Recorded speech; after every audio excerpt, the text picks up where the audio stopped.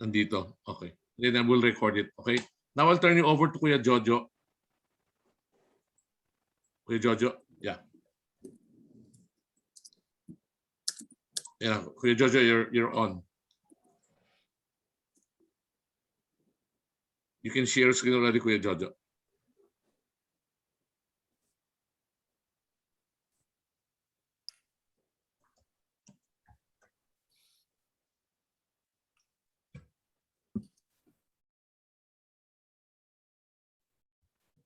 Kuya Jojo, nakamute ka. Yes. Okay. Magandang hapon po sa inyong lahat. Magandang maulan na hapon sa inyong lahat. Bago po tayo magsimula, I would like to inform everyone that this plan, which OLP... Saan itatype yung yung pangalan ko tapos sa job box daw. That this consultation plan, Yung participant. which OLPP is sharing with you, was initiated by our PPC coordinators, si Kari ko at saka si Atan ko. And then we tweaked it based on the diocesan programs, and then we had it approved during our PPC meeting together with our parish priest, Father Dodot. And during that meeting, we got the approval of the PPC and Father Dodot to share with you our initial attempt at our consultation plan. And we are sharing this with you this afternoon. And as Father Omer said, it is a good, it will be a template which you can follow. You don't have to, you don't have to reinvent the wheel, but you can adapt it depending on your parish situation. So magsimula na po tayo. Makikita niyo po ito pong pinadala namin sa inyo. It's a Pre-Synodal consultation plan.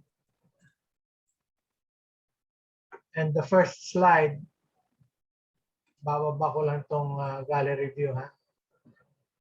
And the first slide tells us kung ano yung initial documents na natanggap natin. Hindi pa po ito yun.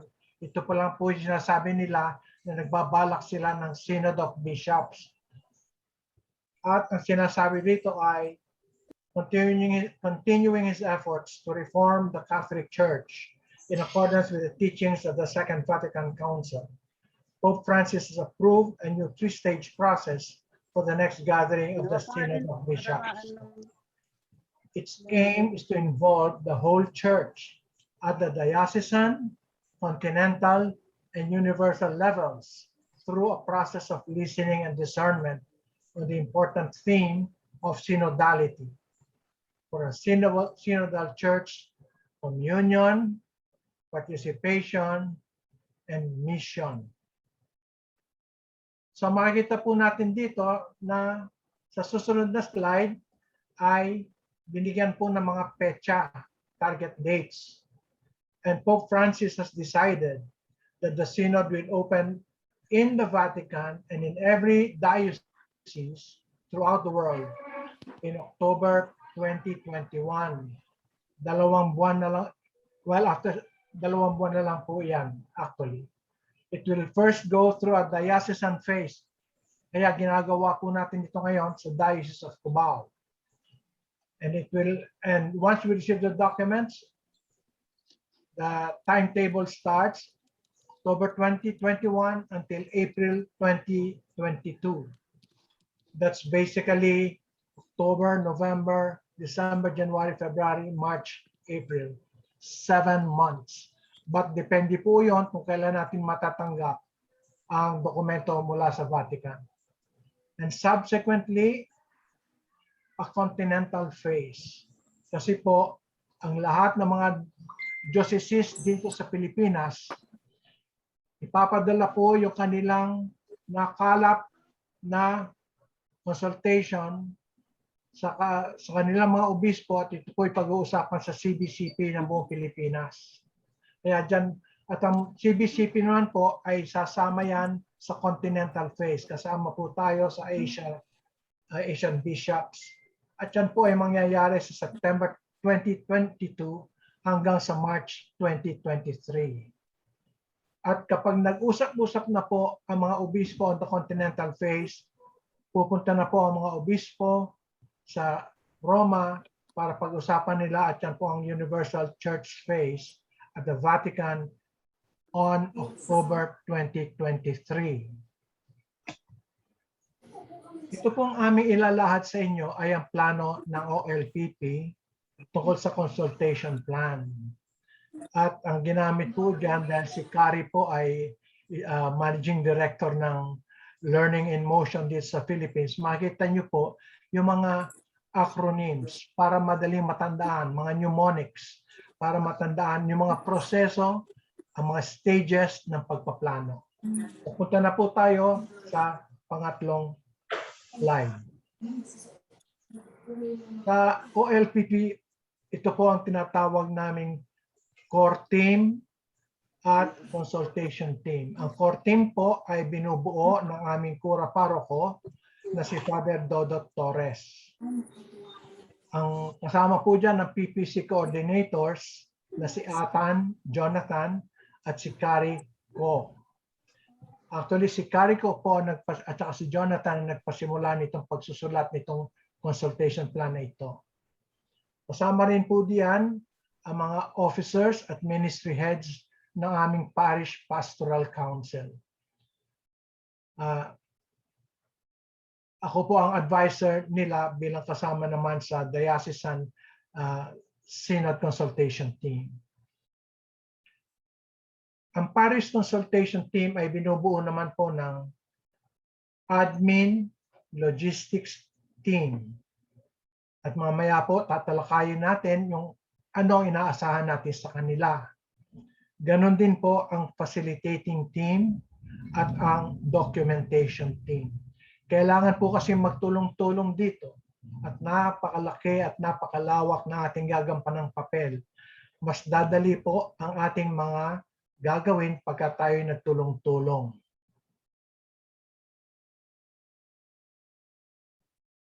Ano po ang roles and responsibilities of the core team? Sila po they act as and function as a steering committee and advisory body. Sila po ang kumukumpas kung ano mangyayari during the consultation plan. Sila rin po ang nagbibigay ng payo, advice, at gumagawa ng mga desisyon tungkol sa mga pagbabago sa proyekto habang ito po ay pinapadaloy. So it is going to be a dynamic process. Kaya there will be changes during the implementation of the plan. So they provide advice and make decisions about changes to the project as it develops. At as the core team, na sila po ay nagbibigay din ng suporta, ng gabay, at mga pagbabago habang pinapadaloy po.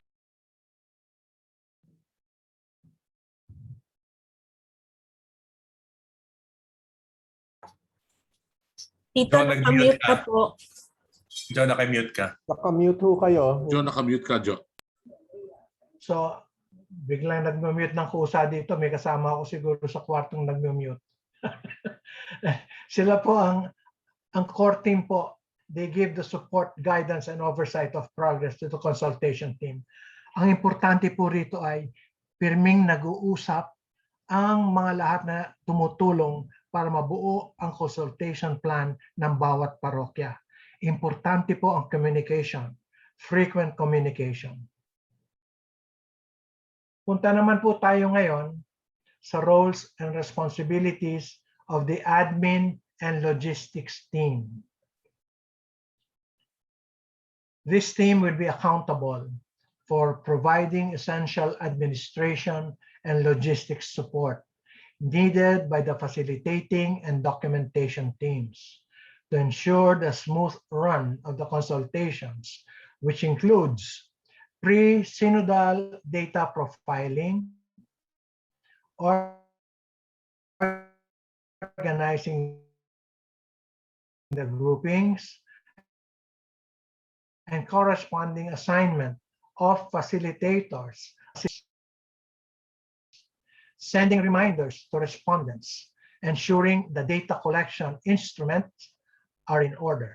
Survey form, templates to be used. Ito po ay pag-uusapan pa. Sa parokya po namin, ang nag-head nito, admin and logistics team. Tingnan mo na, meron pa palang ng second slide. The team takes care also of the communication and dissemination of the details of the pre-synodal consultations in all our social media platforms and announcements in masses. They also take charge of the technical requirements and preparations for the virtual meeting platform to be used and assignment of the admin support in all meeting consultations. Ayan po ang bumubuo ng aming admin and logistics team. Si Mr. Eric Kahukom ang siyang mamumuno nitong team na itong pangkat na ito. Kasama niya pong tumutulong sa kanya si Boyet Sales. Ang parish staff naman ay nandiyan at nakasuporta ng social media. Hindi lahat, pero may selected members. At ang mga representatives na magagaling sa tahanan ng Panginoon. Kasi po itong grupong ito ay malakas na malakas ang kanilang presensya, lalo na sa mga sambayanan namin dito, mga pamayanan namin dito sa Our Lady of Pentecost. So we utilize the assistance of groups that have access for immediate communication with the different pamayanans. At yan po ang role ng tahanan ng Panginoon. Pinaplano rin po ng mga grupong ito ang paglalagay ng isang media presentation before masses. Pinaplano po yan para mahikayat ang pagsapi, ang pagtulong sa pagbubuo ng consultation plan. Kaya before each mass, in the near future, we will show videos of what the Synod of Bishops is all about, paano makakatulong dito, paano makapagbigay ng feedback sa ating Pope Francis. Ano naman po ang responsibilidad ng mga facilitators at assistant facilitators team? Sila po ang in charge sa disenyo at pagpaplano ng group process making sure that it is aligned with the guidelines sent by the Vatican to the diocese. Nasa kanila po ang pagdidisenyo at pagpaplano ng group process. Ang sinisigurado po nila, ito po ay tugma sa dokumento na matatanggap natin sa Vatican. So ngayon lang po ay namimili na sila ng mga miyembro. Importante po ang mga facilitators kasi sila po mismo ang magpapadaloy ng plano sa buong parokya. Mas maraming facilitators na makakatulong, mas mainam po at dadali ang ating trabaho. Why? Kasi po napakaikli ng panahon na ibinigay sa atin para mag-prepare ng isang maayos na feedback sa ating obispo. So the group plans, organizes, and selects, implements the best tools that will deliver the best results. Kasama po yan sa kanilang responsibilidad sa pagdidisenyo at pagpaplano, paano nila papadaluyin ang mga hinihingi sa atin ng Vatican. Under guide and control, they also guide and control the group process to ensure effective participation and engagement, mutual and uniform understanding among participants, where contributions are considered and included in the ideas, recommendations, or decisions that emerge. Kapag bumaba na po sila sa iba't ibang pamayanan, sa iba't ibang mga organisasyon, sa iba't ibang mga ministries, isa po dapat ang mensahe. At pare-pareho po dapat ang pagkakaintindi ng mga nakikinig sa kanila during the facilitating sessions. and they ensure that participants take shared ownership and responsibility for the outcome. Ito po ang importante na akuin ng mga participants na parang iniregalo nila ang kanilang feedback sa ating mga obispo para ibigay sa ating Papa Francesco. We all take ownership of our feedback, and we are responsible to making sure that the Pope really gets the feelings, the desires, the needs of our co-parishioners. Ang namumuno naman po sa plano nito ay aking kabiyak, si Ditsi Sumpayko. Siya po ang lead ng facilitators team at tutulungan po siya ni Marion Trinidad, ang assistant lead ng facilitators team. Kasama po rin niya sa grupo dyan ay selected ministry heads and members, sampamanan coordinators, tahanan ng Panginoon household heads, religious communities. Mapalad po kami dito sa aming parokya at napakarami po ng aming religious communities. Kung natatandaan ko, ang huling bilang namin ay meron kaming mga 22 communities ng mga relihiyoso sa aming parokya. At mga parish volunteers din po sasama sa grupong ito. Sa documentation team naman po, mahalaga rin po ang gagampanan nitong pangkat na ito. Kasi sila ang magko-collate at magko-consolidate ng lahat na makukuha sa pagpapadaloy ng plano. Sa lahat ng mga konsultasyon na gagawin, sila po ang in charge dyan sa collation and consolidation. And it has to be in an organized and most effective way. Kasi po, ang mga gagawin nito, pagka na-aprobahan na po ng PPC at Makura Parko, yan po ay ipapadala na sa consultation team para i-consolidate namin. At meron po, binibigyan po lang kami ng 1 buwan halos during the Christmas season para tapusin ang consolidation ng lahat ng mga parokya dito sa diocese. Kaya we will appreciate it if the documentation can really be done in a very organized and most effective way. Ang pangalawa pong responsibilidad ng documentation team ay sila rin po ang magka-consolidate na information gathered to understand the patterns and establish themes to arrive at the parish community's prioritized needs and challenges. Iba-iba po ang makukuha nilang mga feedback, pero sila po ang magsasaayos niyan. Depende sa nakikita nilang pattern or established themes. At kung kailangan naman po para mas lalong maliwanagan, they will also recommend a focused group discussion, FGD, among targeted participants, should there be a need to deep dive and understand better certain established themes to gain more clarity. So, pwede po silang tumawag ng focused group discussions para maintindihan, lalo ng mga magbibigay ng feedback during the consultation plan.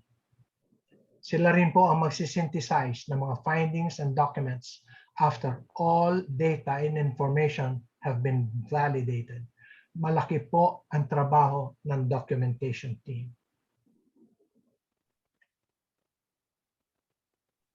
Ang in charge po diyan sa documentation team, ang lead po dyan ay aming PPC coordinators na si Atan at Kari ko. Ang aking pong may bahay na si Ditsi, ang head ng facilitators team, at tutulong po sa kanila ay si Ellen Junicio at si Susan Guanyo, mga public affairs members ng ministry na aming parokya. Ako po ay tutulong din bilang advisor sa Pre-Synodal consultation team. Kung magtatanong po kayo, iniisip po namin ang pagbibigay ng isang Facilitators Team Workshop para makatulong din po kami sa mabubuo ninyong facilitators team sa iba't ibang parokya. Ang layunin po noon ay para iisa ang mensahe natin.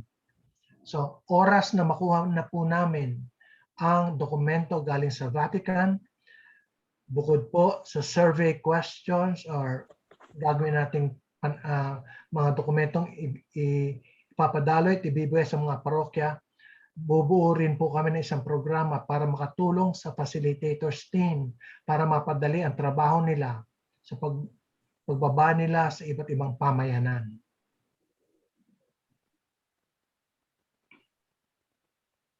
Ang susunod pong slide, makikita niyo po ang process consultations team. 5 letter D para madaling maintindihan. Ito pong template nito ay galing sa opisina ni Carico sa Learning in Motion. Define and organize ang unang step para maintindihan po natin. At makikita niyo po sa gawing kanan, ano ang mga nasa saklaw na action diyan. Kailangan natin malaman ang need. Why are we doing it? How do we organize? Sa discover naman po, titignan po natin ano yung mga pertinent facts, feelings, assumptions. Yan.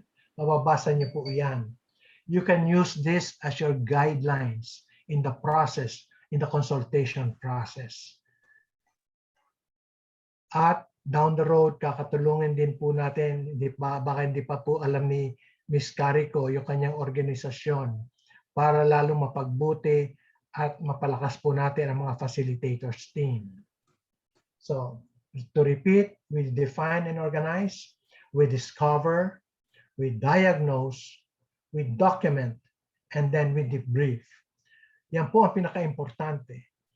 Dahil sa kinuha po natin ang impormasyon mula sa napakaraming grupo, sa pamayanan, sa ministries, organizations, responsibilidad rin po natin na balitaan sila kung ano na ang nangyari sa mga impormasyon na ibinigay nila sa atin. They have to be kept informed. Para sa susunod na bababa tayo, alam nila kagad at tutulong kagad sila kasi alam nila na malalaman nila kung ano nangyari sa mga ibinigay nilang impormasyon. That would be our responsibility, particularly to those who give feedback to us during this process. To repeat, define and organize, discover, diagnose, document, and debrief.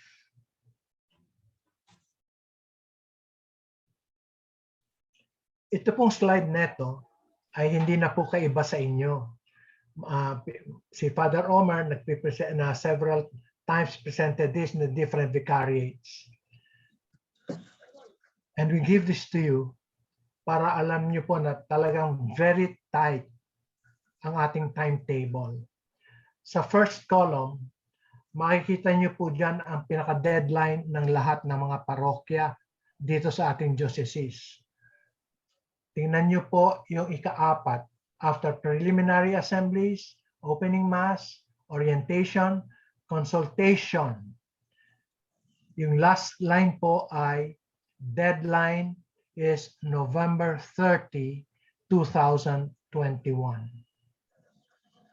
And the diocesan consultation team only have December 2021 up to the middle of January to consolidate the entire diocesan plan.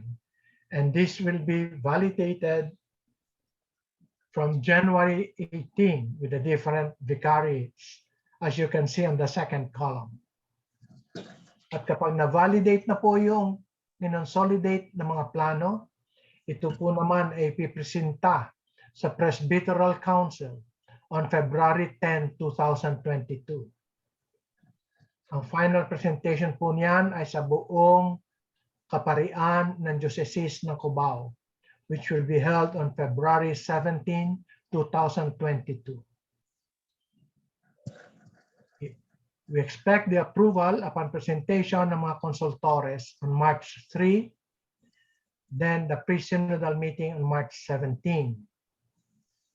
Tatapusin po natin ito sa pamamagitan ng isang misa, kaya lang hindi pa rin po natin alam kung kailan yan, pero sasabihan po namin kayo. At ang submission po niyan sa Catholic Bishop Conference of the Philippines will be on April 2022. So ito pong prosesong ito, pasimulan na po natin yan ng preliminary assemblies. Ang susunod po dyan ay opening mass sometime in October 2021, na kung saan lahat po tayo ay naiimbitahin para sama-sama tayo sa misa ng pagbubukas nitong consultation process.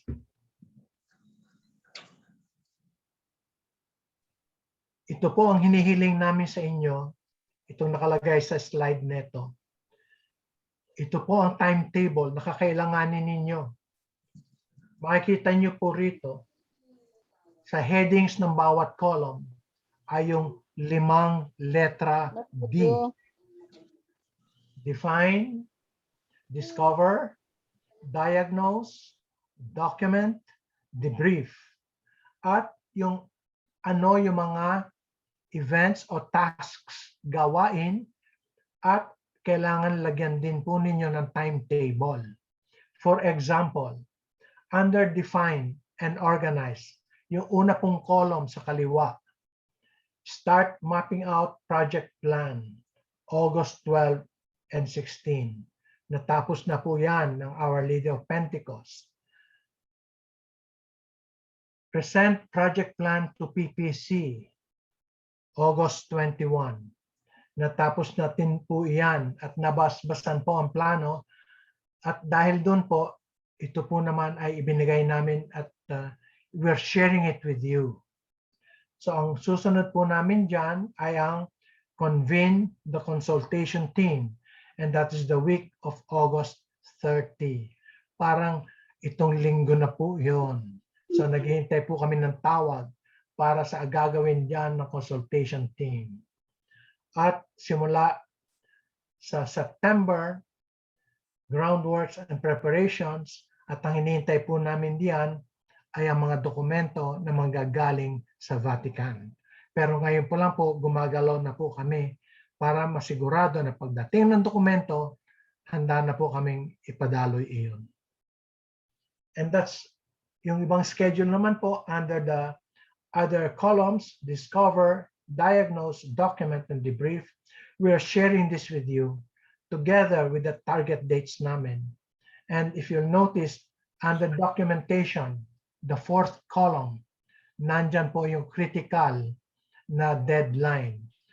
Ang binabalak po namin ay isubmit ang aming report on November 29 this year, thus meeting the deadline of November 30, 2021.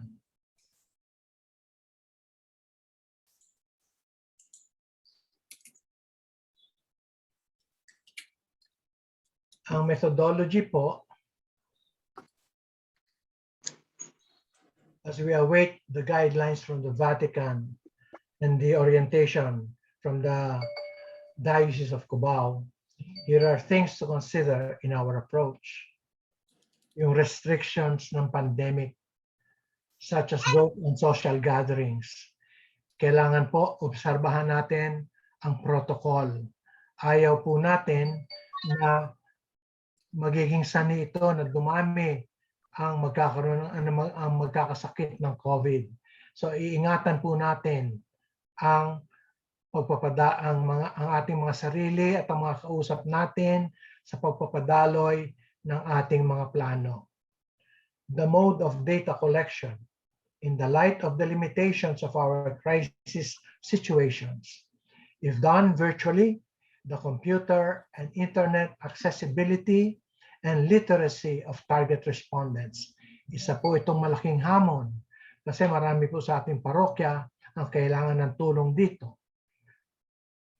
The target number of the parish population to be consulted and the identification of the categories and subcategories of the different stakeholders and respondents. Pag-usapan niyo po sa bawat parokya, what number would be meaningful to give a proper feedback to our Pope, to our bishops as they process this. Kailangan po ay representative number na makita po natin talaga ang pulso ng iba't ibang pamayanan sa ating parokya at ng iba't ibang ministry sa ating parokya. Kasi po, lalo na ngayon sa panahon ng pandemya.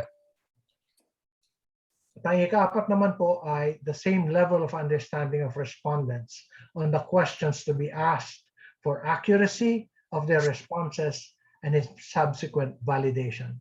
Importante po at mahalagang talaga na iisa ang mensahe at ang pagkakaintindi natin sa mga tanong na ito na ipapadaloy sa atin. Kailangan pare-pareho po ang ating pagkakaintindi kasi yun din po ang ating ipapadaloy, lalong-lalo na sa facilitating team.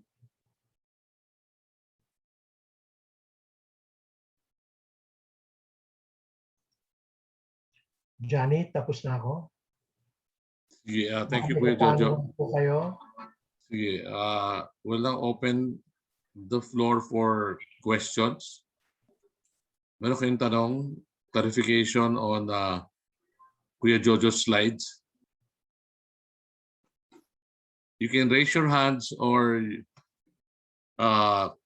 yung raise hands ng Zoom. Kasi 310 tayo, so baka mahirap ayun, may yun. Teka, ha? Meron may nag-raise hands. Very good. Sige, si Father Steve. Maraming salamat, Johnny, and maraming salamat, Joe, sa iyong presentation. Meron lamang tatlong katanungan. Una ay yung napag-usapan na ba kung anong klaseng mode of collecting of data ang gagawin? Kung ito ba ay sa chat group, kung ito ba ay kung halimbawa gagamit ng Google Form, meron ba tayong guidelines tungkol doon?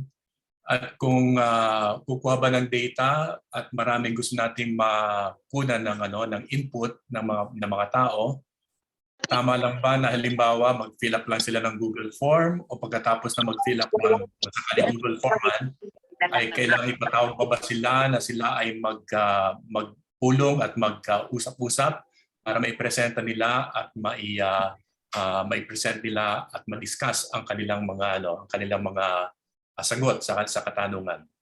Pangalawa, doon sa kasi marami mga parokya ngayon, sa parokya namin halimbawa, merong mga online churchgoers and they are not really geographically part of the parish. Isang katanungan namin sa aming pagpupulong sa aming parish pastoral officers, shall we include those people who are not physically parishioners of our parish, but they attend our online masses? And in fact, even before the pandemic, there are non-parishioners who come to our parish to attend the mass. In other words, they have emotional connection with our parish. So shall we include them in the people that we are going to consult? Ang aming agam-agam may kapag di naman namin sinama, baka hindi naman sila makasama doon sa kailan talagang parokya na kinabibilangan nila na hindi naman talaga sila active doon. No? So baka masayang. So yung ba isasama namin.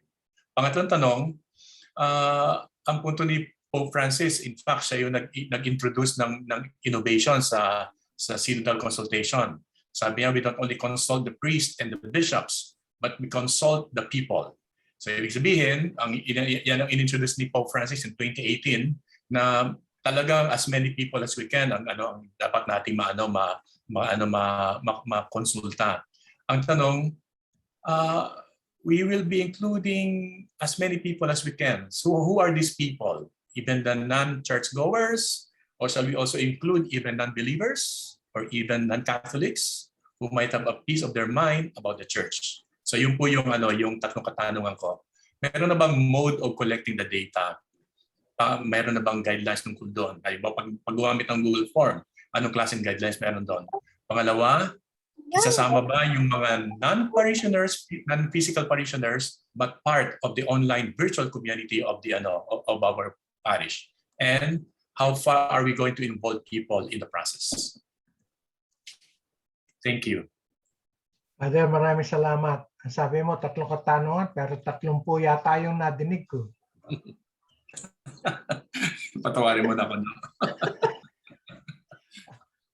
Dito, Father, kakatulungin ko dito ang member ng aming core team, ha? Sila Kari at saka sila Eric. Kasi sila sa social media, etc. Pero maski sa grupo ng diocesan, pinag-uusapan din yan ang Google Form, no? We have in the different vicariate meetings. That seems to be the more popular ones, ang Google Form. But the design, kung ano ilalagay doon, hindi pa namin alam, Father, kasi hindi pa namin natatanggap ang dokumento galing sa Vatican. Yan, sa dami ng ano na nga yung tanong pang Father? Yung, Do we include transients? Do we include transients, non-parishioners, but who are active online and active here in the parish? Nakikita ko yung Father, kung minsan active pa nga yung transients kaysa sa mismong parishioners because they can attend different online masses. But akin lang ito, Father Randy, first time itong dumating na question na ito sa aming grupo. But since this is an inclusive plan and the Pope really wants to get a good feedback, personally, I believe that they can be included. Pero ang challenge dyan is how do we inform the vicariates or the parish that they're coming from different parishes. Kasi baka yung feedback nila applies to their own parish but not to your own parish. Kailangan ma-determine yun. Pero ako, I'm all for inclusivity. Maski na yung mga nasasakupan natin.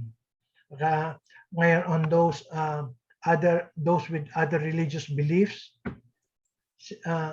baka makatulong naman yung ibang mga areas na wherein we have touched their lives like social services. Kasi pag nagbibigay tayo ng social services at katulong natin ng barangay, hindi naman yung for Catholics alone. Baka naman kung gusto lang magbigay ng feedback, mabigyan din tayo.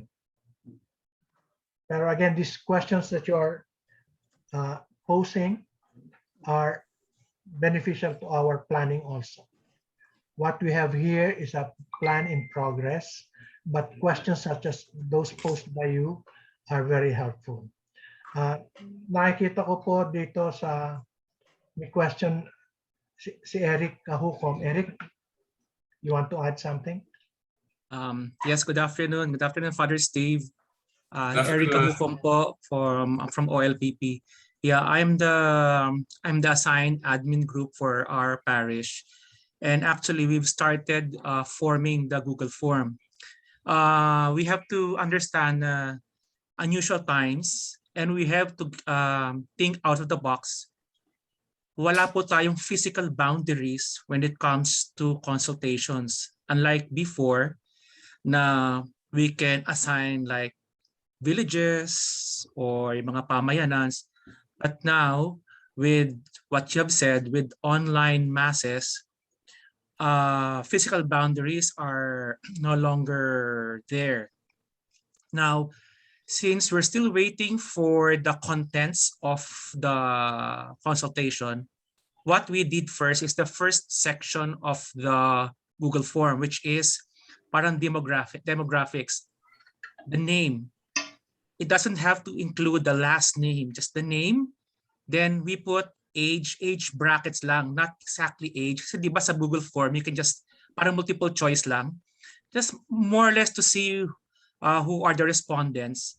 And then residence location. It doesn't have to be exact location, address, kung saan ka lang nakatira, like what village or what area. Then at the end, we put others. Because yes, we acknowledge what you have said, that we have mass goers, online mass goers who are not living within our community. But then, if they hear mass sa respective parishes natin, then parang na rin silang may stake doon sa parish ninyo kasi they participate sa masses nyo kahit hindi siya doon nakatira. So we will include that. And then pati din yung mode of communication with them. Hindi lang landline, hindi lang cellphone. We also have to accept that there are other forms of communications, like for example, yung mga Facebook Messenger, i-include namin yun.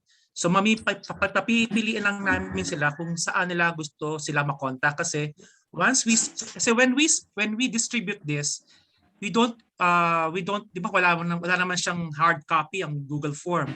So example, sa mga villages, meron silang mga, tsaka sa pamayanan dito like in Loyola Heights, meron silang community group, mga Viber groups, mga Facebook Messenger groups.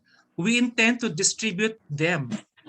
So we expect a lot of respondents. Kasi one of the things that we realize is people will respond, will react to surveys if they are anonymous.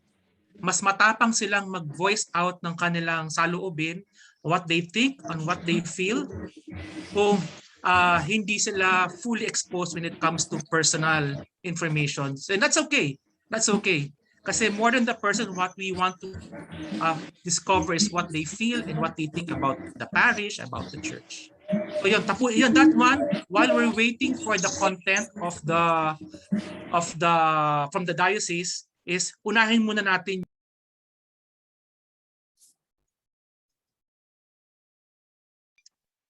kaya natin simulan yun even without the content. So that's my suggestion. Unahin natin yun. Tapos, sabi nga nung aming head PPC, pag natapos na yung consultation, bumalik na yung mga forms, then you will see a pattern. You will see a common theme or common subjects that your parishioner or respondents are trying to send a message. Then you can group them and then you can move forward based on what we present, what Jojo presented. So, yun lang po. Eric, please see the chat. Tama. Sandali. Before we continue, may nag-suggest lang, pwede ba daw Taglish para mas ma-appreciate ng iba? Okay, thank you. Going back, sige. Before Eric, pakitingin mo yung chat. There's one question that maybe you can answer. Sige, we will raise the questions later on. Sige. So we can, Father Steve, okay na yun? May pangatlong question yata. May third question, Father Steve. How far do we go? Do we also get the unchurch? How encompassing? Yeah. How wide do we want to go? Father, pakiulit lang yung question, Father. How encompassing do we want to reach these people that we want to consult? Shall we include also non-Catholics and even non-believers who might have an opinion about the church and want to say something to the Pope regarding the Catholic Church? Ako, I will be open to it, Father, but pag-uusapan din namin yan. Gaya ng nakikita ko, some of our parish ministries, ang nabibigayaan niyan ay hindi lamang mga Katoliko, kundi pati na rin yung galing sa ibang relihiyon dito sa parokya namin. Nakakatulong sila kasi nga dahil sa ubas ay merong relasyon ang aming parokya sa barangay. Kaya when we talk about barangay, there are so many other religious sects. So kung meron silang feedback pertaining to a particular activity wherein we involve ourselves as a parish, I think we should be open to that. But we'll get back to that, Father. We'll sharpen our responses for that for the other parishes in our diocese. Okay. Thank you. So sige, now we go to Kuya Jake. Yeah, my question really is dalawa lang naman. First is, when will the guidelines in the documents which were being referred to earlier from the Vatican be made available to us, I mean to all the parishes? And is there already a set deadline on this? Medyo mabigat yung time frame kasi, no? We have to finish everything up by the end of October, which is barely 60 days lang siguro, minimum, no? And today is already August 30, isang araw na lang, September na. So medyo mabigat. Do we already have a time frame for this, for the receipt of the guidelines and documents for the Vatican? Number two, my second question is this. In the first slide, there was a theme on the synodality of the church. And this is communion, participation, and mission. Question, how can you regard members of other Christian sects and other religions to be in communion with us? Dahil kung ito ang pagsusundin natin, wala na kagad sila. How can you have communion a synodal church if you do not have communion? Eh hindi na nga sila in communion with us eh. So, yun lang po. Just a clarification yung second question. Thank you. Dun sa first question, hanggang ngayon, hinihintay pa po natin ang mga dokumento na magagaling sa Vatican. At ang napag-usapan ng consultation team, as soon as the bishop gives us the documents, we will pour over it immediately. And if I'm not mistaken, we're giving ourselves 2 days to come up with a template that will be shared with the different parishes. So yun po ang latest doon sa dokumento. Hanggang ngayon po, wala pa po kaming natatanggap. But we assure you, as soon as we have it, we'll do our best to give it out to the different parishes together with the template, questions, etc. So, doon po sa tema, Synodal Church, Communion, Participation, and Mission. Yung ano po ibig sabihin ng communion? Kung hindi nga sila member ng simbahan natin, how can work in the communion be? Siguro po, there are different levels of being with us. Kasi pagka bumaba na po tayo sa pamayanan, iba-iba na po talaga ang activities. Hindi na po natin pwedeng sabihin, itong tulong namin para sa mga Katoliko lang. So, it's maski ako po nahihirapan kasi uunahin ba natin ang mga Katoliko lamang? O dahil sa mahal din po ng ating Panginoon ang lahat ng tao, ay tuturing po natin silang kasama rin dito. At parang walang maiwanan. So I'd like to view communion as lahat ng minamahal, lahat ng creation ng ating Panginoon, kasama po diyan. Kung maging aktibo man sila, well and good. Kung makita po nila, ang matuntun nila na mapalapit natin sila sa ating Panginoon Kristo, better. Pero I think we should be open to their participation also. Wala naman po inichipwera ang ating Pope sa kanyang mga programa.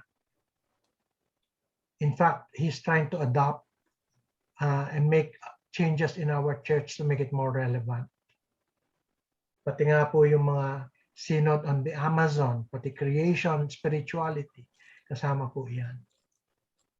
So I'd like to take a look at communion from a wider perspective. Na yes, they may not be part of the Catholic Church, but let's embrace them also as our brothers and sisters. Kaya nandiyan rin po yung participation At saka ano yung mission natin? These three come together: communion, participation, and mission.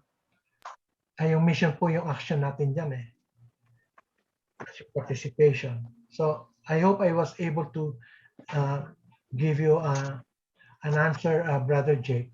Pero I'm still coming in from the point of view of inclusivity. Tari, would you like to add something? Doon sa question ni Father Steve? Kasi hindi kita natanong kanina. Ayun. Sige, sige. Now we'll go to the gagawin kong alternate. I'll read a chat question and then yung nag-raise hand para hindi masyadong humaba ako. There's a chat question. We are now discussing guidelines from Ate Diola Faina. We are now discussing guidelines. Do we have centralized official guidelines at the moment? That is a diocese endorsed set of guidelines. As we understand it, we just heard the OLPP plan which they offer as a template, or are we to see the set of guidelines yet from the diocese? Father Robert? O Jo?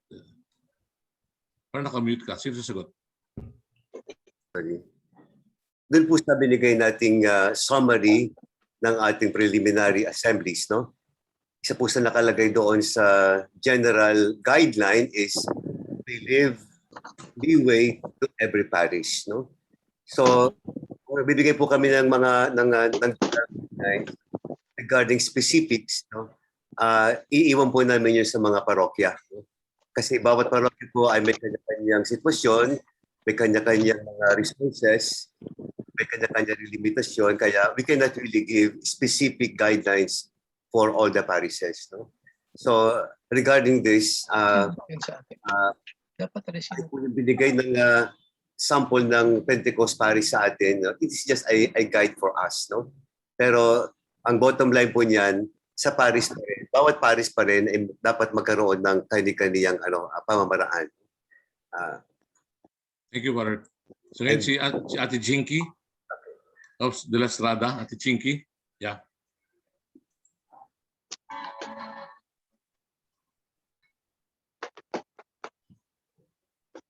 We cannot hear you, Ate Jinky. Mahina. I cannot hear you.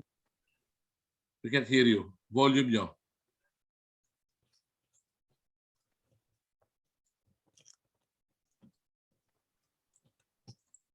Ate Chinky, we cannot hear you. Siguro, Ate Chinky, i-type nyo lang yung question nyo. Wala, we cannot hear you. Wala. Mukhang may problema sa mic. Ito, okay? Ayan Now. na.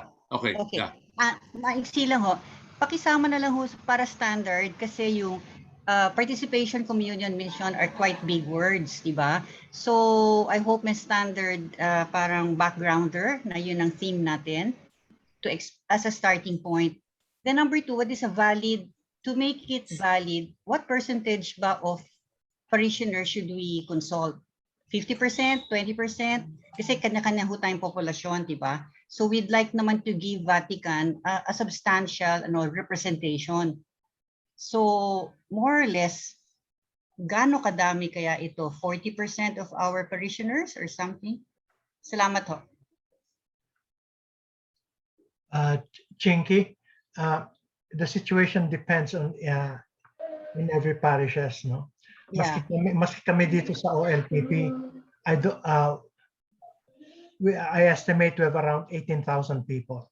Oo. And that's impossible to reach out to considering the pandemic and all its restrictions. We will have to leave that decision to the different parishes. Siguro ang initial target would be, can we get feedback from our ministries, from our BECs, from our parish organizations, mandated organizations? Let's stop them. Kasi from our parish, I think we have around 400 of them. 400. But if we have 18,000 in our parish, that is just a drop in the bucket. But we also have to be realistic. Yeah. So ang atin dito is, kaya importante po dito ang consolidation. Once we start collating the data, makikita po natin na mayroong mga tema na pare-pareho. That there will be certain themes that we can say, oh, ito umuulit ng umuulit. And we can prioritize the needs. Then kaya malaki po ang role dito ng documentation team. Now, for us to say, you have to have this number, mahirapan po tayo. We will leave that up to the different parishes. What would be a good representative number that can give a good feedback to our Pope? Okay, thank you. Thank you.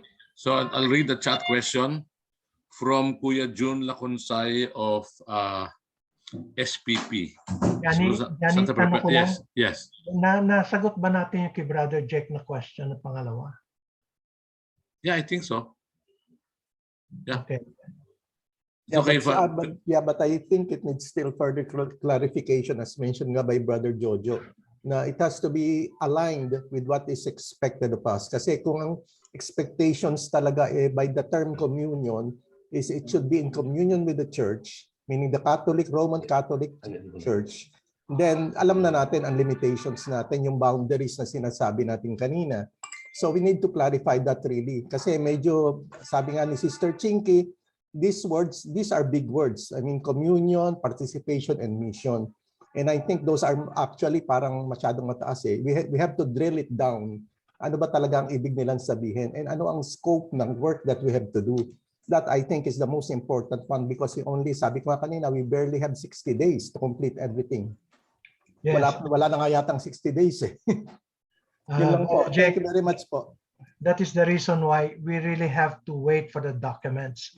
And we're hoping that the documents will clarify your questions.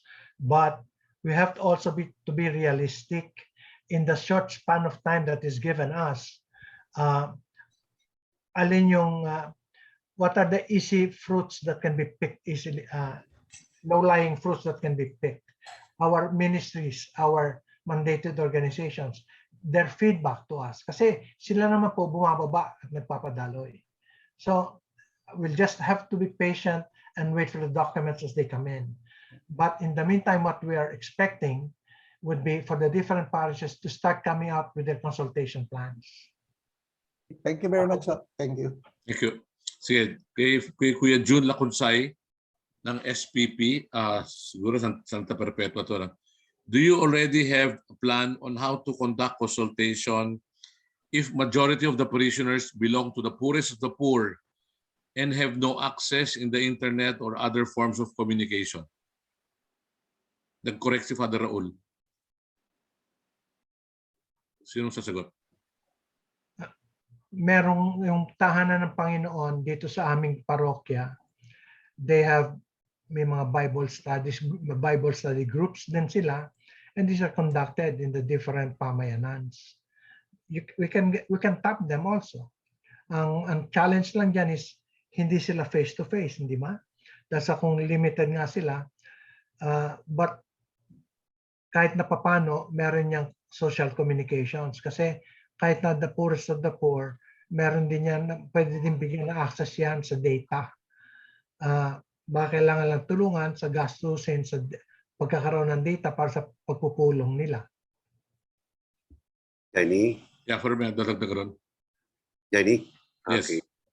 Ito po siguro tanong na ito yung isang magandang example kung paano talaga na ang parokya ang siya makakatugon sa ganitong klaseng mga sitwasyon. Ano? Kung mayroon talaga po ng mga parishioners na ganoon ang pangangailangan, yung pong parish mismo ang siya makakatugon noon. Kaya nga po, nakalagay sa ating general guidelines na we are giving the parish the leeway, no? How to conduct the consultation depending on their situations. No? So ito pong kung mayroong maraming mga mahihirap, yan ay isang particular sitwasyon ng parokya, kaya hindi pong parokya ang siya makakatugon nito. Gusto ko lang dagdag. Naalala ko yung isang vicariate meeting, si Father Osong, sabi niya, di ba?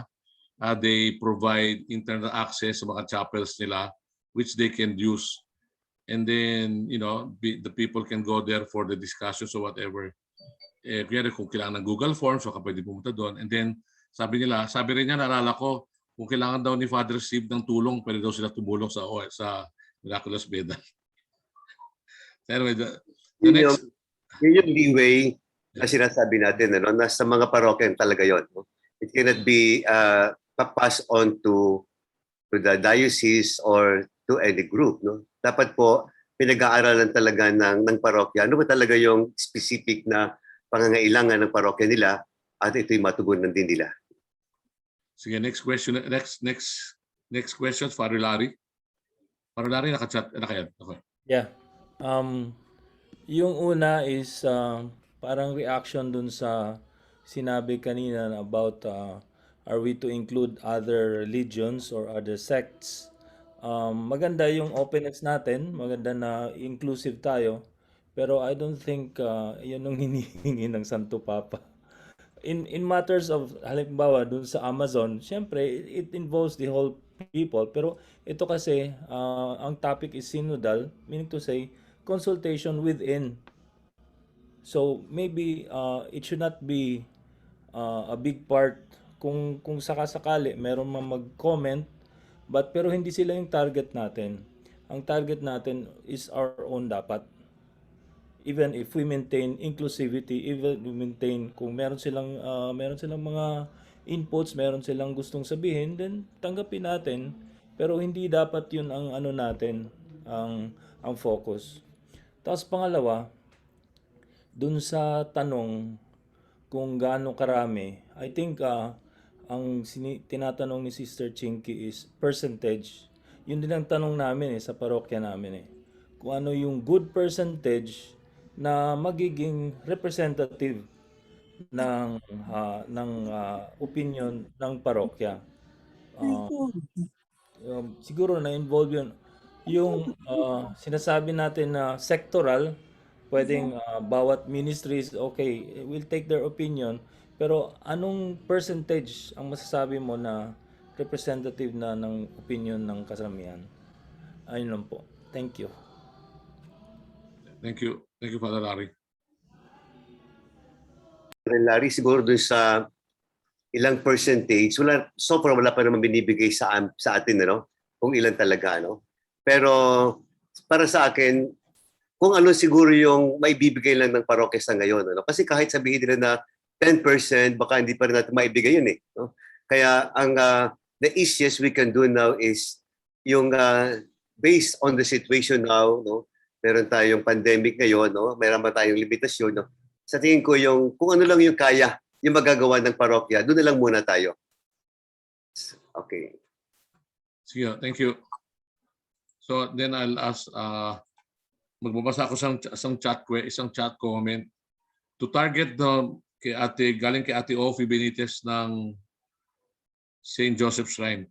To target the most number of respondents, I suggest that we can have both through Google form and paper form. Although, of course, this will depend on each parish. At the same time, it is worth considering that the simpler the survey form is, whether to understand or answer it, the better. As what has been presented by Tito Joe, not all parishioners have the same level of literacy. It may be computer, internet accessibility, or communication, comprehension skills, etc. I guess that's a question. I think na-answer na tayo, ba? Meron kayong gusto dagdag doon, Father? Wala. Naalala ko lang doon sa ating ginawang assembly, no? Meron isa sa mga suggestions yung blended, blended approach. Hybrid or blended approach. Hybrid approach, no? So, parang kinukonsider nga doon yung iba't ibang mga combinations na pwedeng magawa batay sa pangangailangan din ng community, no? So, kung merong talagang kailangan ng online o meron namang face-to-face, no? Again, it will be the discretion of the parishes, no? Kung ano talaga yung availability na meron sila na maibibigay sa mga parishioners. Thank you. Sige, next, si Ate Fides. Good afternoon po. Good afternoon, Father Omer, Brother Johnny, and brothers and sisters po. Mine is actually a reaction, no, because based on the questions that have already been raised earlier, though Father Omer has said that there are only general guidelines provided by the diocese, and each parish is already given a leeway. Is it all right po siguro, no, that from the diocese we can have at least mga principle-based guidelines? Father, principle-based guidelines. Like, for example, I think it was Father Larry who has already given us a description of how we need to approach yung question about non-Catholics or the unchurched in our parish. No?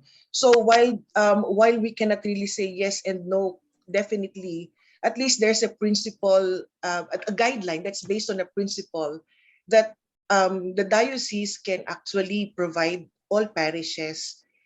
In regard for another one po is with regard to the target population for a valid survey, I agree with Sister Chinky also that of course, iba-iba po ang kung titignan natin yung number of parishioners, but we are targeting or we are going to set somehow a realistic target because I say this because of course the Diocese of Cubao is just one of the many dioceses in the Philippines, no?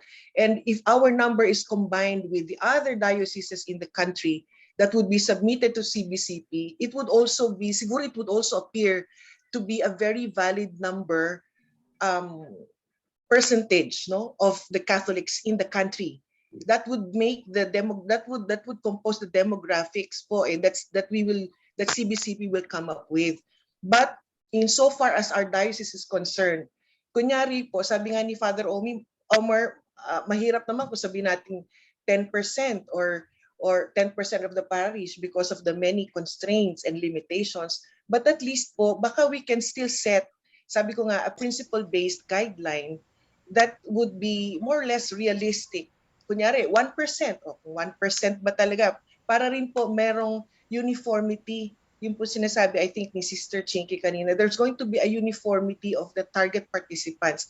Target, it's a target. If we are not able to meet that target percentage, then it's all right because we understand that there may be the limitations there. But at least we set a target po. 1%, kunyari, kung 1%, because of the reality that the Diocese of Cubao is a member or is part of the, many dioceses in the country.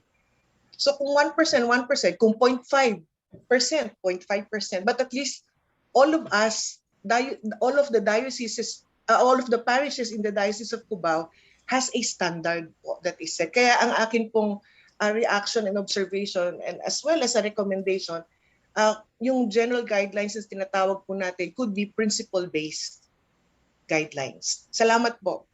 Thank you. Thank you. Thank you. Sige, next. I will just read the comments of Wins, Mirasol, Ate Wins. Yo.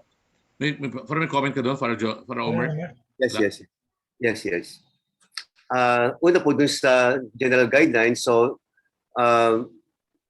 siguro po pag dumating yung documents at meron pa kaming maibibigay na mga general guidelines, then we will give you. Pangalawa, regarding dun sa percentage, no, you have to understand that we are not doing a survey here. Iba po yung consultation sa survey, no? At ang mahalaga po dito sa ngayon, although wala pa rin kami talagang dokumento, no? But the way the synod is all about, it's more of allowing us to express, no? Yung tayo po ay marinig ng ating Santo Papa, makapagpahayag po tayo. Pero wala namang talagang sinasabi na yan ba ay valid, no? Kasi ito po ay hindi naman survey, no? Kundi ito ay consultation, no? So ang mahalaga po yung makapagpahayag tayo ng ating mga saloobin, no? Tungkol sa ating simbahan, no? At yun pong tayo marinig, tayo makonsulta ay napakalaking bagay na lamang. But we will see kung halimbawa po at mayroong talagang hinihingi na percentage batay po sa document, then we will also inform you. Thank you for the clarification, Father Omer. Thank you. Sige, I'll read first a question from Ate Wins Mirasol of CTK. Right now, the process you describe starts with input from the people through the parish, routed up to the diocese, then further to the CBCP, then Continental, then to the Vatican. Question, will there be processes at the higher levels other than the parish to receive input directly to them, not passing through the parish?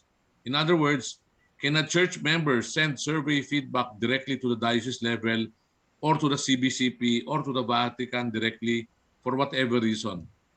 Later, when the questions are known, this issue of skip level feedback can be responded to be better. Tungkol po sa kung pwedeng dumiretso, pwede po naman. No?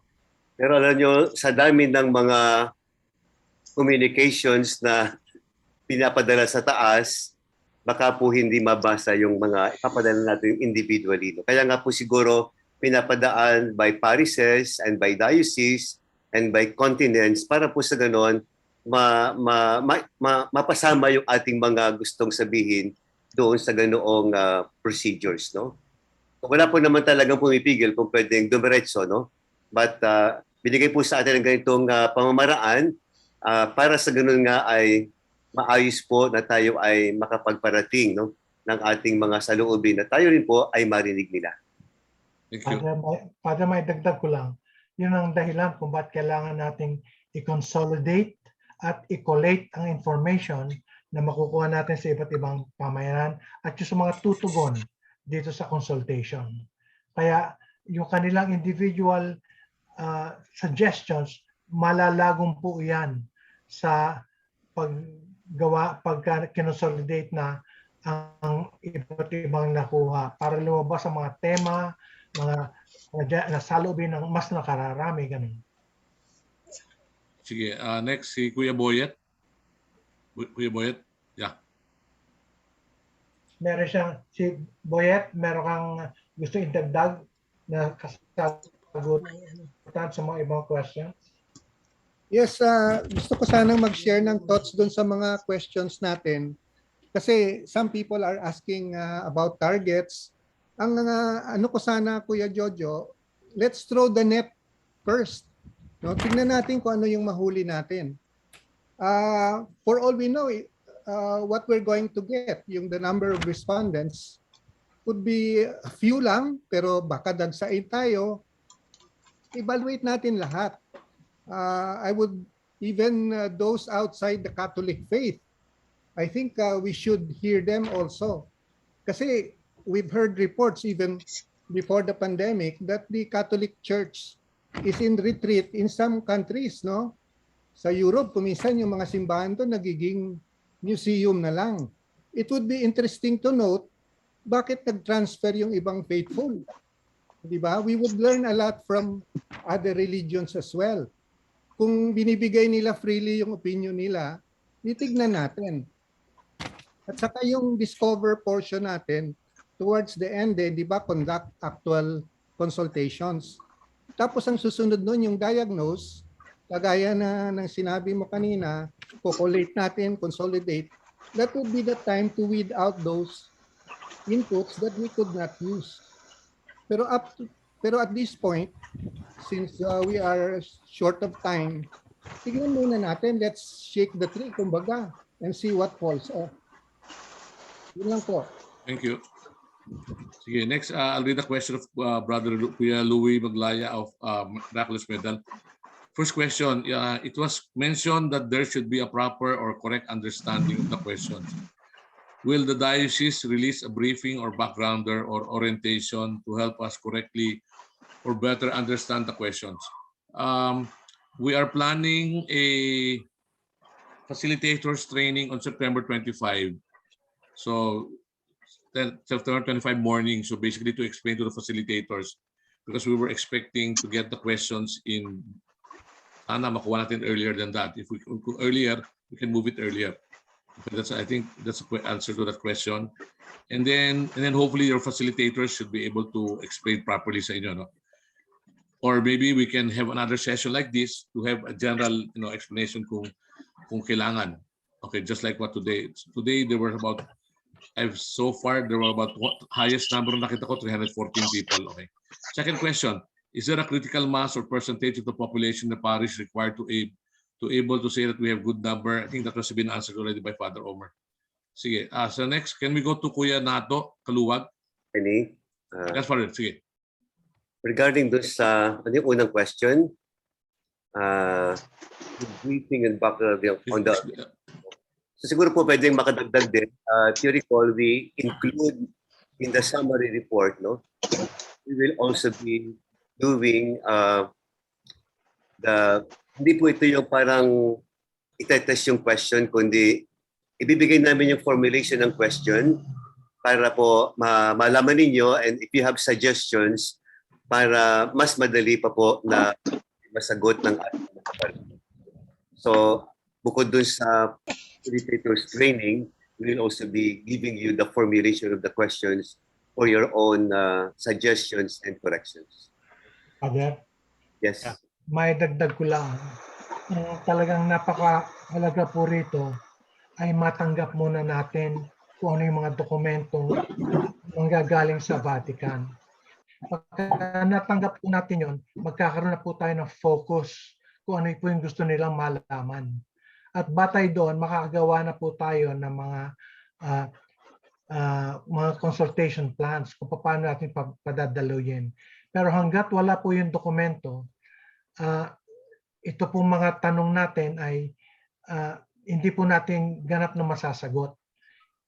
Kasi ang magbibigay sa atin ng focus, boundaries, ay yung dokumento nating matatanggap na hinihintay.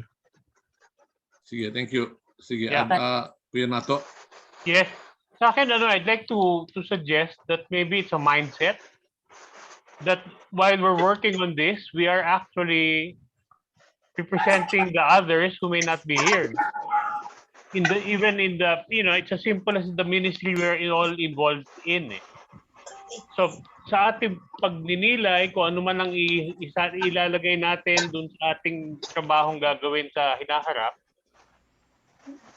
isipin lang natin yung mga nandun sa ating mga parokyan.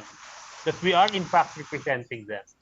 Now, if we need to consult with them to renew the ties because it's been some time that we've had an outreach to them, and this goes for all, no? Catholics, socio-economic standings of the various, so sino yung nakakarami? Alam naman natin kung sino nakakarami sa komunidad natin, no? So it's really what's critical here is the kind of directions we will get when we get the questionnaires from them, from the documents, diba? Because that will give us an idea of what they're asking from us. Diba? So I think it's a good start. It just needs further reflection and probably discussions amongst those in this group, those who are active in the church. No? That's the way I see it. Maybe we can consider how the mindset should be. That we are in fact being more active now. We're here. We're representing the others who aren't here. It's as simple as that for me. No? Thank you. Thank you. Sige, next question. May mga nakalagay sa hands. Hindi, mamaya ako. May comment na si Padre Osong sa chat. The attitude that we must adopt is to consider this consultation as a vehicle in itself to bring to the people the message of communion, participation, and mission. That we will not only be doing this to answer the questionnaire, that we will not only be giving feedback to Pope Francis, but that we ourselves want and need to ask questions and get honest answers. Questions and answers that will help us have a better understanding of our respective parish communities. This is really an opportunity for our parish communities to engage a greater number of people in a meaningful dialogue. The emphasis is on dialogue, not on the questionnaire. Such dialogue can help us to define a new way of being church. It can also help us, our parishes, in our efforts to make relevant pastoral interventions. Missions. Thank you, Father Osong. Sige. Meron kayong dagdag doon, Kuya Jojo? Wala. Wala, kay Father Osong. Ang babalik, talagang importante dito matanggap yung dokumento. Jo? Sige. Yeah, Sige na. go ahead, Sige. Karen. Now we go to Ate Elise. Dali, si Ate Elise muna. Ate Elise? Okay.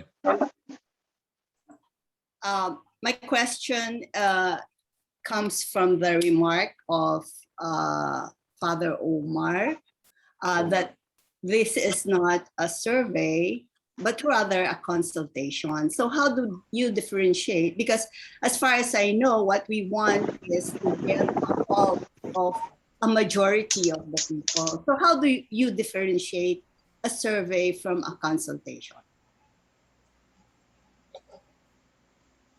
Father Omer, can I take a first at that? Go ahead. Ang nakikita ko pong kaibahan ng survey sa consultation.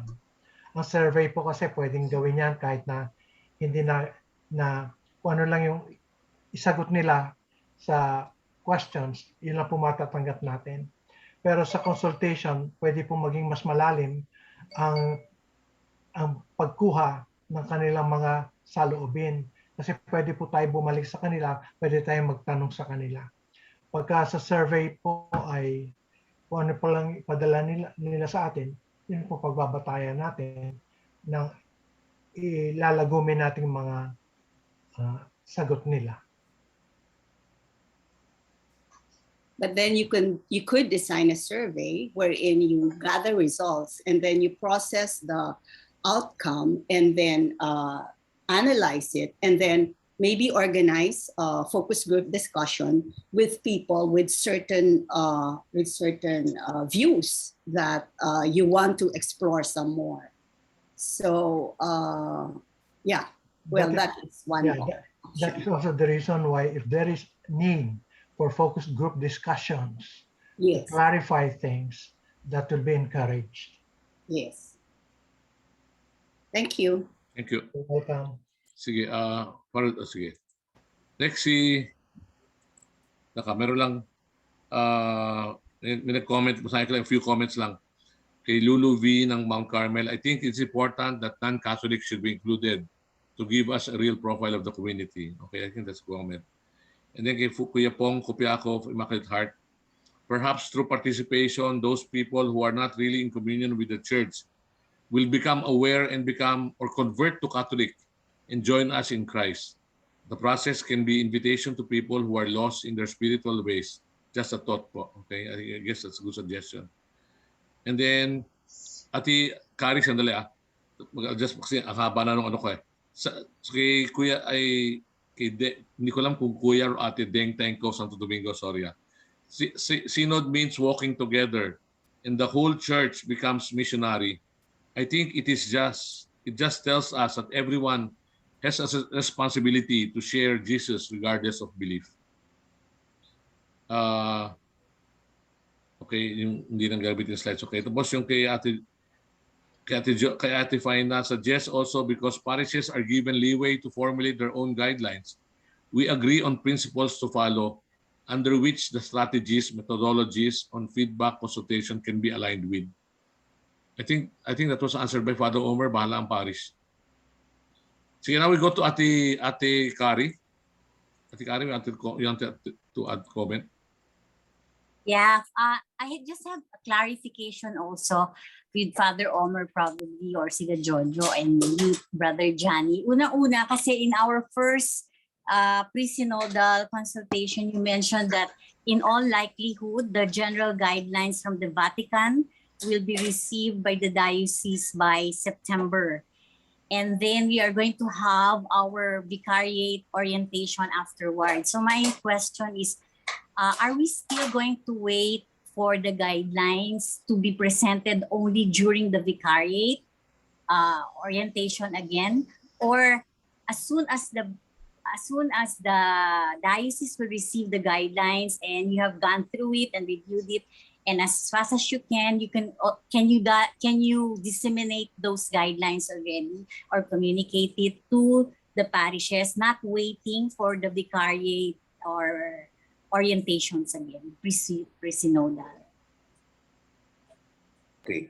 The moment na matanggap natin yung documents, no, we can send you at once the copies of these documents, no. So hindi na kailangan pa mag-antay ng orientation, no. So bibigyan na po niyo sa inyo para magkaroon kayo ng idea rin kung ano yung ating pag-uusapan sa orientations. Yes, we will do that. Thank you, Father. Thank you. Sige, I'll just read some comments. From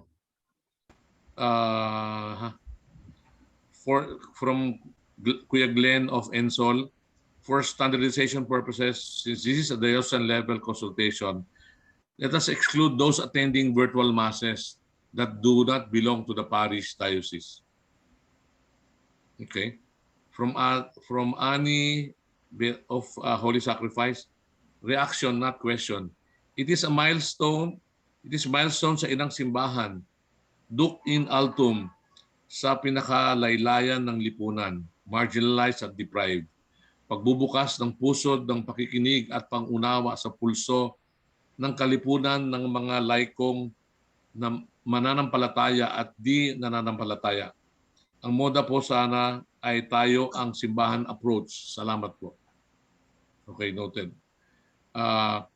Kuya Manoy, meron mo ba tayong target population for the consultation? I think nasagot na kanina yun. Kay Ate Elise, statistically, you could determine the sample size that is representative of the community.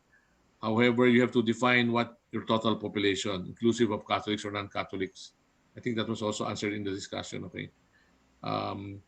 Si RB Coloma, Diocese of Cubao should be the lead group to come up with the proper guidelines. Okay, that's a good thing. We're just waiting for from Rome.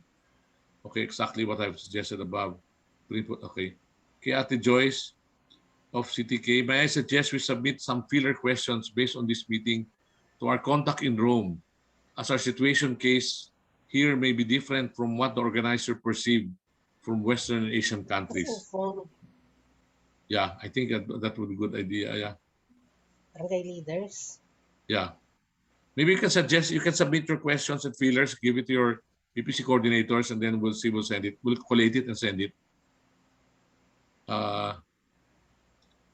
Sa Ate Jing, simply setting a target percentage is not useful if we cannot assure representativeness anyway. Okay? Kay Kuya Boyap, best effort na lang for the number of respondents. Si Joanne, I agree with Father Omer. Si Father Ul, what causes the delay? Redocument guidelines from the Vatican. Father Omer, you want to ask? We'll ask the bishop. I don't know. We don't know the answer for that. Si Ate Ochi, is it possible to start consulting with the church workers, ministry heads, etc. because of the constraints caused by the pandemic?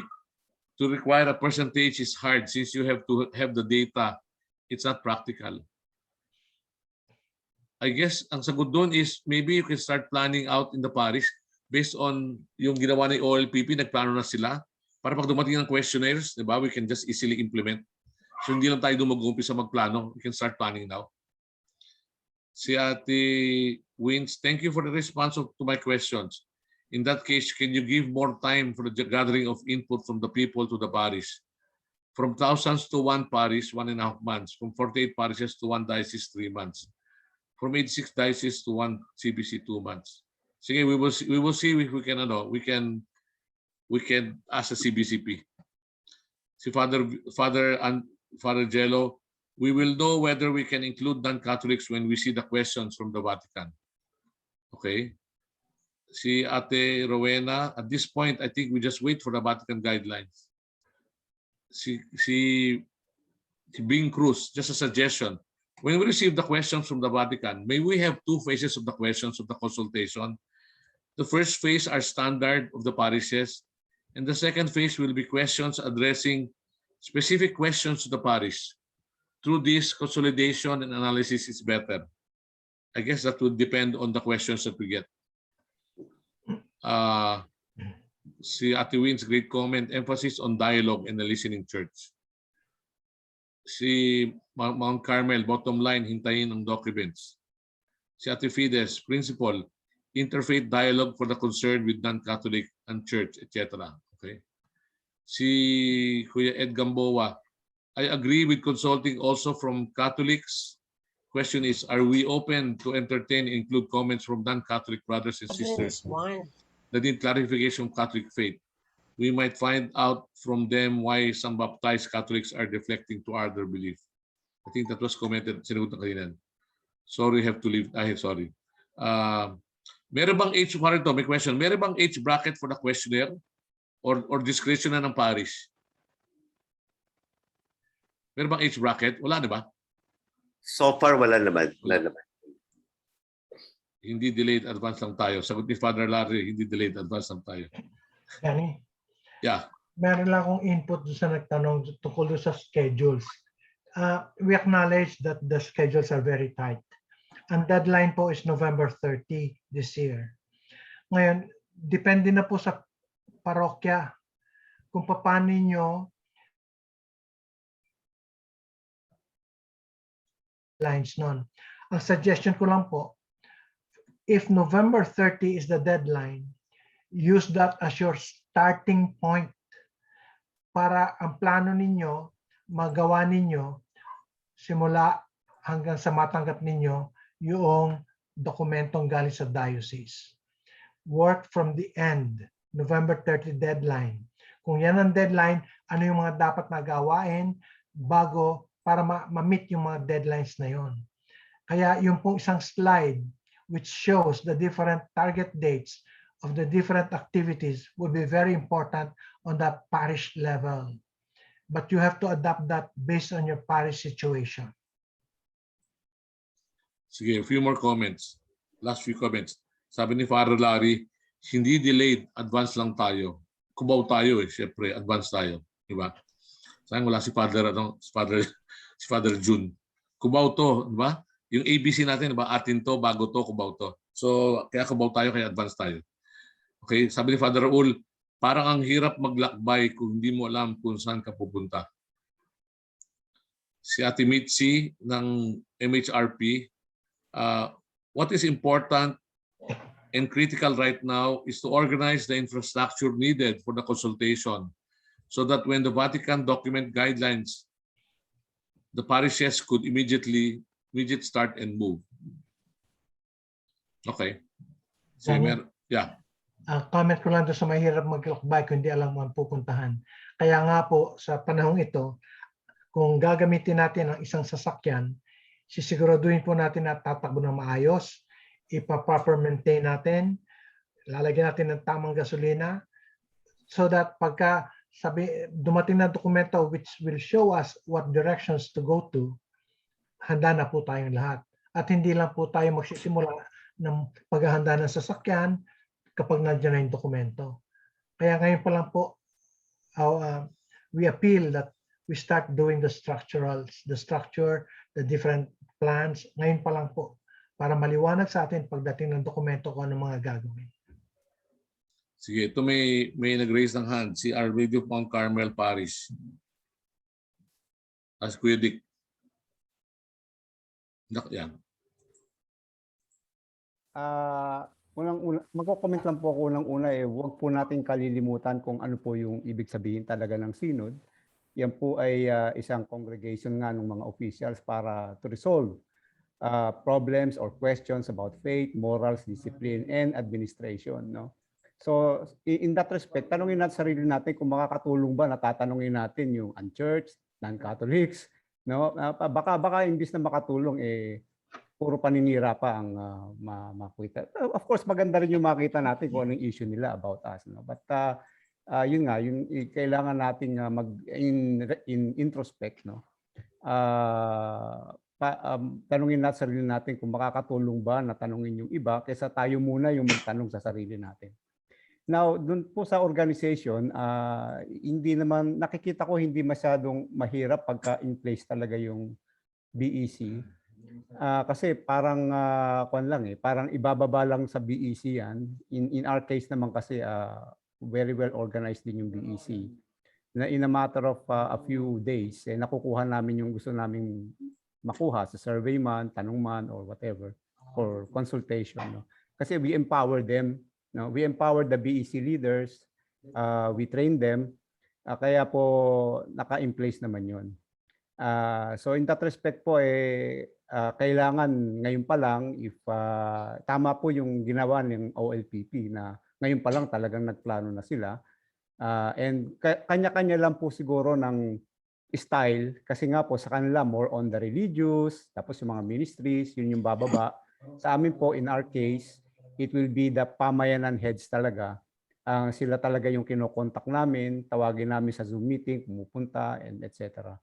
Kaya kanya-kanya din pong style talaga yan ng paglalakbay patungo dun sa ating napakaswerte po natin. No? Parang ngayon ko lang na dinig na kinukonsulta tayo ng Santo Papa. No? Kaya let's make the most out of this opportunity to voice out also yung ating saloobin, mga questions natin, mga problema natin, yun nga, para in the end, makatulong din dun sa to resolve the problems, the internal problems on faith, morals, discipline, and administration. Yun lang po. Thank you po. Thank you, Kuya Dick. Sige, basahin ko lang yung comment. May sabihin ka, Jo? Wala. Si Jang, naka-raise ng hands. Sige, Jang, basahin ko muna yung comment sa chat.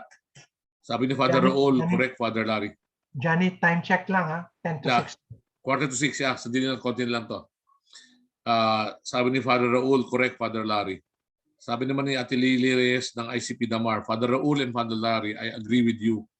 But opening the communication channels are important so we can easily implement the Vatican documents. Si Ate Wins, the comment, Brother Jojo, my comment is exactly that. Based on your chart, you are only giving the parishes 1.5 months to process input from thousands of sources. But you are giving the diocese 3 months to process the 48 parishes input. Jo? We're giving ourselves, yung consultation team, 1.5 months, the December and January, half of January, to present it to the different vicariates once more on consolidation. And after that, to go to the approval process ng Presbyteral Council, clergy, consultores, yun. But that will, at habang umaakyat yan, tumitining ang mga tema at ang mga saloobin. It becomes more focused on discussions. So really, it's the work really of the consultation team is even less than siguro the whole month of during the Christmas vacation, Christmas season, nagtatrabaho itong grupong ito. So it's not 6 months really, it's 1.5 months. Sige, Ate Jang? Nakamute ka, Ate Jang. Magandang hapon po sa lahat. I'd just like to share something from the perspective of someone who teaches research methodology.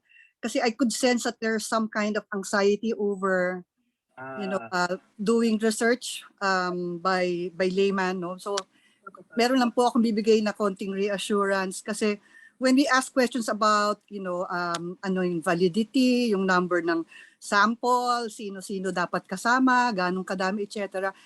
Parang we are being tied down to yung traditional knowledge we have about what a valid research should, look like. Pero ako po kasi ay advocate ng tinatawag namin na sama-samang pananaliksik. At napakaganda pong pagkakataon itong pinapagawa ngayon na consultation sa atin upang i-apply natin yung principles ng sama-samang pananaliksik. But before that, I'd like to siguro add something to what Father Omar said, that maybe yung question kay Father Omar. So consultation can be done either through quantitative or qualitative means. So yung quantitative po usually yung survey form, pero hindi lang po ito yung valid instrument para magsagawa ng maayos na pag-aaral upang malaman yung mga saloobin ng mga tao. Maari po din tayong gumamit ng tinatawag na mixed methods, which can include qualitative methods like yung sinabi ni Kuya Jojo, yung focus group discussion o yung ginagamit po namin sa Sikuloyung Pilipino, ginabayang talakayan. But that's medyo technical. But what I'm saying here is, huwag po tayong matakot. Gamitin po natin lahat ang maari nating gamiting metodo. Pwede hong pakikipagkwentuhan, pwedeng pagtatanong-tanong. Kung kaya pong magpasagot ng Google Form, magpasagot po tayo. Pero kung kaya lang po yung very informal discussions, these are all important data and I think will be helpful with coming up with what the Vatican really wants to hear from all of us. So let us not be afraid siguro in questions of validity and reliability, because given the limitations of our time, we should try to get as much as we can from whatever source, from whatever method. And then yung mga magpo-process po ng information, sila na magde-decide kung yung nakuhang information ba ito ay mapapakilabangan, totoo ba ito, etc. But yun lang po, ang encouragement, ang ini-encourage ko lang po na lahat tayo ay simulan po natin kung anong kaya nating gawin. Yun lang po. Salamat po. Thank you, Jang. Thank you, Ate Jang. So, I think last week, this will be the last 3 comments. Si Father Jang, I need to go for the 6 p.m. Mass. Tapos si Ate Grace, Grace Villafranca, kaya natin gawin ng maayos ang task na ito na binigay sa atin ng Diocese at ng Santo Papa. Tiwala lang sa Panginoon at sa isa't isa. Kubaw tayo eh. Tama. Si Ate Tessa of CTK, just to manage expectations, just inform the Vatican the possible limitations of quality of results due to the pandemic, because target dates won't change anyway, even if they give us a precious questions 15 days before. We can plan ahead based on how we perceive the spirit of this exercise and adjust when the actual cues are received. Hindi naman ito right minus wrong. Go, go, go. Okay? Si Ate Wins, magandang input ang si Ate Joan Cantilier. The more reason we should give more time to the lowest level of data gathering, listening, the people to the parish.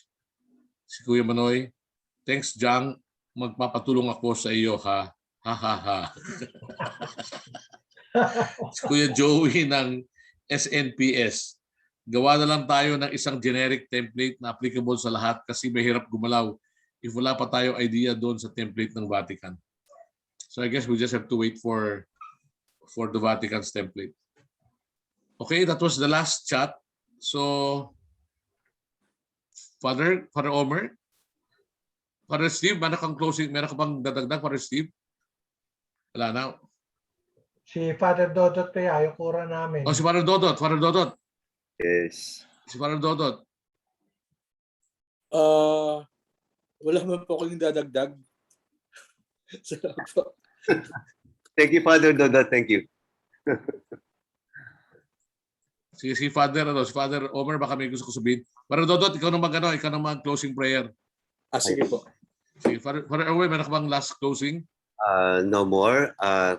Magpasalamat lang ulit po kami sa inyong napakagandang attendance natin po ngayon. We are more than 300 kanina, no? Sa mga pare at ang mga lay leaders. Maraming salamat po. Thank you. Father Dodot. Okay. Sa ngalan ng Ama, ng Anak, ng Espiritu Santo. Amen. Panginoon, sa muli po, maraming salamat sa pagkakataon, sa panahon na binigay niyo sa amin upang patuloy naming paggandaan itong Diocesan Synod. Patuloy niyo pong ipadala yung Espiritu upang kami ay gabayan at magawa namin ng maayos yung hinihingi sa amin. Patuloy po sanang basbasan ng gawa ng aming mga kamay. Ito natin aming hiniling sa ngalan ni Jesus, kasama ng aming mahal na ina. Amen. Blessing. Sumayin niyo ang Panginoon. At sumayin niyo rin. Pagpalain kayo at inyong pamilya ng makapangyarihan Diyos, ang Ama, ang Anak, at ang Espiritu Santo. Amen. Maraming salamat po. Thank you everybody. Thank you for attending. Thank you. Thank you. Thank you so much, everyone. Thank you. Thank you, everyone. Thank you very much. Ingat po tayo lahat. Brother Johnny, thank you. Thank you. Thank you po. Thank you sa lahat. Thank you, everyone. Good evening. Salamat po. Thank you. Blow. Sige.